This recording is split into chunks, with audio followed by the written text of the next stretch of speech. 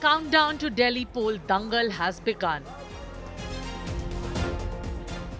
From Yamuna to CM House to illegals. Battleground Delhi is heating up. And it's toxic politics over Delhi's lifeline that's dominating the discourse. Arvind Kejriwal did promise to clean Yamuna in his first poll promise a decade back. 2025 was the deadline promised. While he looks for an extension on that promise, the opposition finds the biggest opportunity to corner him.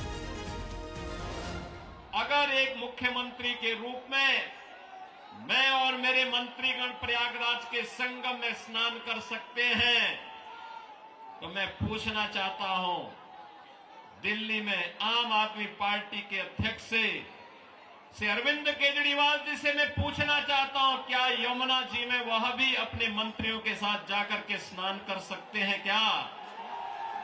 मैं आज केजरीवाल जी को याद कराने आया हूं। केजरीवाल जी, दिल्ली की जनता आपकी वो विश्व प्रसिद्ध डुबकी की राह देख रही है, कब आप लगाओगे। और अगर यमुना जी में नहीं लगानी है तो कुंभ चल रहा है, वहां जाकर डुबकी लगा दो, तो कम से कम झूठ बोलने के आपके जो पाप है वो धुल जाएंगे। Kejriwal has opened a cross-border war with the neighbor. इस तरह से तो दो देशों के युद्ध के अंदर हम लोगों ने इस तरह के काम देखे थे। देखा गया था कि अमेरिका ने जापान के अंदर नागासाकी और हिरोशिमा में न्यूक्लियर बॉम्ब फेंक दिया था, लेकिन आज जिस तरह से भारतीय जनता पार्टी ने दिल्ली में आने वाले पानी में जहर मिला के भेज दिया है, मैं बीजेपी को कहना चाहता हूं, इतना मत गिरिए, इस हद तक मत करिए। यही वो यमुना, जिस यमुना के अंदर एक कालिया नाग रहता था। From Yamuna to Sheesh Mahal, AAP continuously finds itself on the back foot. Liquorgate allegations were a constant thorn on the side. उन्होंने कहा था कि रिहायशी क्षेत्रों से हम शराब की दुकान बंद कर देंगे। केजरीवाल जी, आप रिहायशी क्षेत्र छोड़िए, आपने स्कूलों को नहीं बख्शा, मंदिरों को नहीं बख्शा, गुरुद्वारों को नहीं बख्शा, और इस शराब का घोटाला दिल्ली के शिक्षा मंत्री ने किया है। देश भर में कई घोटाले हुए, मगर मैंने किसी शिक्षा मंत्री को शराब का घोटाला करते हुए नहीं देखा। To counter, AAP did what it does best. Announce a slew of freebies in its manifesto. This started a war of promises. The voters in Delhi have 3 baskets of freebies to choose from. हर महीने बिजली के 5,000 रुपए बचा रहा हूं।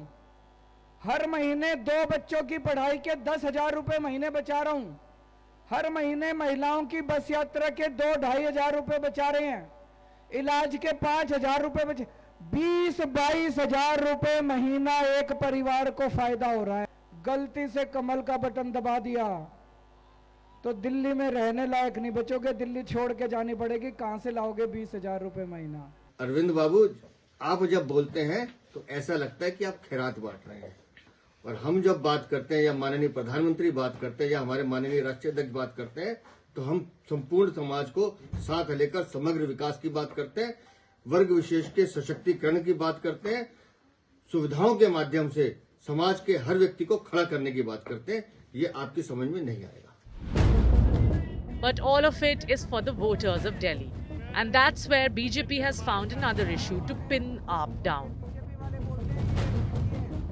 Alleging that illegal immigrants are part of the voter list. Both parties are accusing each other of illegally settling in Bangladeshi and Rohingya voters. Delhi की demography बदलने का काम आम आदमी पार्टी ने किया है। रोहिंग्या और बांग्लादेशी वोटर्स को यहां बनाने का काम किया है। इनके विधायकों की मोहर और हस्ताक्षर के बाद ऐसे तमाम लोग पकड़े गए हैं जिनके फर्जी वोट्स बनवाए हैं। लगातार देश के जो रिसोर्सेज हैं उस पे विदेशी कब्जा कर रहे हैं, और यही इनका आधार है कि वोटर लिस्ट को मैनिपुलेट करना। बीजेपी की एमपीज के घर से 30-30, 40-40, 20-20 वोट नए वोट बनने के लिए एप्लीकेशंस गई हुई हैं। इलेक्शन कमीशन भी मिला हुआ है, बीजेपी भी मिली हुई है, सांसदों के घरों से 30-30, 40-40 वोट, और डीएम, लोकल डीएम जो है पत्रकारों को उसकी जस्टिफिकेशन देगा, तो चुनाव की प्रक्रिया में सैंक्टिटी कहां बच गई? Which of these poll issues will resonate with the voters? Delhi will decide on February 5.